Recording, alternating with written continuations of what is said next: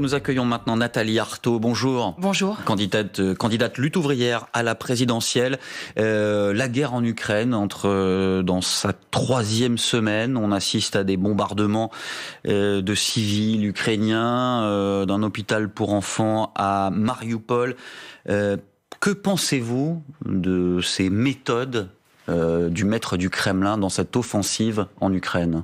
Elles sont monstrueuses. Clairement, elles sont monstrueuses et on peut que être saisi d'effroi quand on observe tout ça. Donc évidemment, et je l'ai dit et je l'ai redit, oui, Poutine, il a fait là le pas vers une guerre qui est fratricide et qui est monstrueuse. Le pas, ça veut dire que c'est clairement pour vous l'agresseur, qu'il est seul responsable de cette guerre ? Non, il n'est pas le seul responsable. C'est lui qui a envahi et qui a effectivement déclenché, cette guerre-là, enfin en tout cas cette phase-là de la guerre, parce que il faut quand même se rappeler que cette guerre, elle fait rage dans le Donbass depuis 2014, qu'elle a déjà fait pas loin de 15 000 morts, depuis donc 8 ans. En fait, et moi je pense que ce n'est pas le seul responsable. Je pense que le camp occidental, l'impérialisme américain, derrière l'OTAN, a une responsabilité écrasante parce qu'en réalité il y a une guerre d'influence entre d'un côté le camp occidental et la bureaucratie russe depuis de longues années. Mais l'Ukraine n'est pas dans l'OTAN. La France, les Allemands sont opposés à l'entrée de l'Ukraine dans l'OTAN, qui elle voudrait rentrer dans l'OTAN. C'est son droit de le vouloir, c'est son choix souverain de demander cette candidature. Alors d'abord, vous savez comme moi que l'OTAN a ceinturé de bases militaires, y compris bourrées de missiles, la Russie, que donc ils ont avancé leurs pions depuis 1991. Il faut aussi rappeler que l'OTAN, c'est pas une agence de paix, que l'OTAN avait été construite précisément pour affaiblir et pour isoler l'Union soviétique. Et lorsque l'Union soviétique a éclaté en 91, l'OTAN n'a pas été dissoute. Et au contraire, donc elle a poussé ses pions et son influence. Donc voilà, il y a une volonté claire d'expansionnisme. Après, vous me dites... Donc on trouve aussi d'une certaine façon des excuses à Vladimir Poutine. Mais il y a une rivalité. Donc moi, je me range ni dans un camp, ni dans un autre. Vous savez, on a affaire à une guerre entre brigands. Alors moi, je suis contre, justement, cet ordre impérialiste, ce règne de brigands. Mais entre brigands, en effet, parce que moi, vous savez, c'est là que finalement, je me Poutine différencie. est brigand et en face, le brigand, c'est qui ? En face, le brigand, oui. C'est le brigand. C'est le camp impérialiste, le brigand. Vous savez, moi, je ne marche absolument pas dans cette manipulation grossière consistant à faire croire qu'on a d'un côté le camp occidental qui serait la blanche colombe, le représentant des droits, de la liberté, de la prospérité, de l'harmonie des peuples. Qu'est-ce que cet ordre impérialiste a fait en Afghanistan ? Qu'est-ce qu'il a fait au Moyen-Orient ? Qu'est-ce qu'il fait en Afrique aujourd'hui ? Que faut-il faire ? Nous n'avons pas attendu la guerre. Que faut-il faire ? Juste une seconde. Oui. Nous n'avons pas attendu la guerre en Ukraine pour dire que cet ordre social, il est barbare. Il y a une personne qui meurt de malnutrition toutes les 10 secondes. Très bien. Que faut-il faire qui sont plongés dans la misère la plus noire. Cette guerre ou pas ? Quel est votre point de vue ? Et ça, ce n'est pas de la responsabilité de Poutine, c'est de la responsabilité de l'ordre impérialiste. Donc commençons aussi à balayer devant notre porte. Très bien, on peut refaire l'histoire, mais que fait-on maintenant ? Non, on ne refait pas l'histoire. Que fait-on maintenant ? Je parle du présent. Il y a aussi une guerre au Yémen. Il y a eu la catastrophe. L'Irak a été démoli. Pourquoi ? Pour les intérêts impérialistes de l'Occident. Donc ça, c'est pas refaire l'histoire. Que fait-on en Ukraine ? C'est constater une politique. Que fait-on maintenant ? Et par contre, c'est de la manipulation et c'est de la propagande que de faire croire que, oui, de ce côté-là, non, c'est favorable. On aide les Ukrainiens en leur livrant des armes. Est-ce qu'on aide l'Ukraine ? Est-ce qu'on aide pas l'Ukraine ? Qu'est-ce qu'on fait maintenant ? Oui, qu'est-ce qu'on fait pour arrêter cette guerre ou pas ? Effectivement, maintenant qu'ils ont plongé le peuple ukrainien dans cet enfer des bombes, qu'est-ce qu'on fait ? Moi, je pense qu'il faut s'appuyer sur l'aspiration à la paix, à faire taire les armes qui existent en Russie. Parce qu'il y a en Russie un certain nombre de manifestants. Il y a y compris ceux qui sont piégés dans cette guerre, qui sont transformés en soldats, qui sont armés pour aller faire la guerre et qui n'en veulent pas.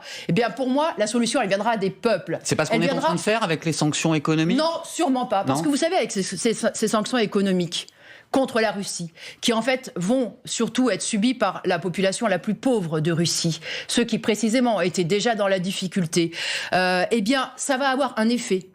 Non seulement de faire souffrir des millions de femmes et d'hommes qui n'ont rien demandé, ça c'est sûr, mais ça va aussi avoir un autre effet, l'effet de les souder derrière précisément le dictateur Poutine. C'est ça que... Et pas pour s'en débarrasser. Je pense que c'est le calcul qui est fait par certains. Écoutez, l'embargo sur l'Irak, ça a fait 500 000 morts. Ça a été une surmortalité incroyable. Moi, je le dis, aujourd'hui, on tue avec les bombes, mais on peut tuer aussi avec la misère. On peut aussi tuer en privant toute une population de l'accès à des médicaments, de l'accès à des produits essentiels et vitaux. Donc moi, je suis absolument contre faire souffrir des femmes et des hommes qui n'ont rien demandé. Nathalie Arthaud, qui n'ont rien demandé. La guerre en Ukraine a aussi des conséquences en France. C'est l'envolée des prix de l'essence, du carburant, des matières premières. Qu'est-ce que vous proposez pour aider les Français à faire face ?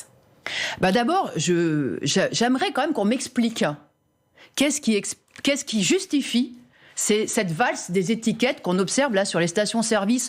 Un soir, on va se coucher, on a l'essence à 1,90, on revient le lendemain. C'est le prix du cours du baril qui monte, quoi. Du coup, ça serait. Mais vous êtes quand même d'accord que l'essence qu'il y a dans la cuve de la station-service, elle n'a pas été payée au prix du baril d'il y a 2 heures. Ça s'appelle de la spéculation.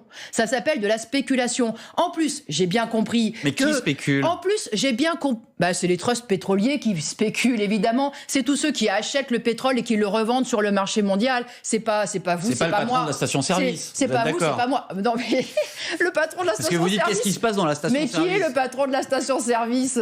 Qui est le patron ? C'est les dirigeants, c'est le conseil d'administration de Total, de Exxon, de ces pétroliers. Écoutez, on va quand même pas, il faut quand même pas être naïf. Donc, oui, mais la valse des étiquettes. Voilà, vous l'expliquez, la valse des étiquettes. Oui, je l'explique par la spéculation. En plus, on a quand même tous compris que les sanctions contre la Russie ne toucheraient pas le pétrole et le gaz. En ce qui concerne en tout cas l'Union européenne, c'est-à-dire à l'essentiel. Donc, il n'y aura pas d'embargo sur le pétrole et le gaz. Comment expliquez-vous cette valse des étiquettes? Rien d'autre ne la justifie. Le prix du baril qui augmente, vous disiez Myriam Ankawa, tout simplement. Mais c'est la spéculation sur le prix du baril. Il y a un marché, en fait, c'est le loi du marché, l'offre et la demande. Oui, mais vous voyez, ces lois du marché, comme par hasard... Il y a eu aussi la crise du Covid, vous savez ça très bien, Nathalie Arthaud. Mais c'est quoi le rapport? Ces lois du marché... Comme par hasard, elles enrichissent toujours les mêmes, les trusts pétroliers. Et c'est la raison d'ailleurs pour laquelle, vous savez, Total a pu aujourd'hui afficher 15 milliards de profits.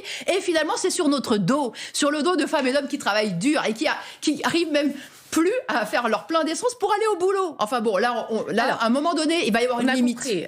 Les pétroliers, Total, j'imagine que vous voulez qu'ils arrêtent de verser des dividendes. Certains candidats le proposent. Je voudrais qu'on vous interroge sur votre programme, puisque vous voulez défendre les travailleurs. Il y a beaucoup de choses sur les salaires, sur le SMIC, sur les pensions de retraite.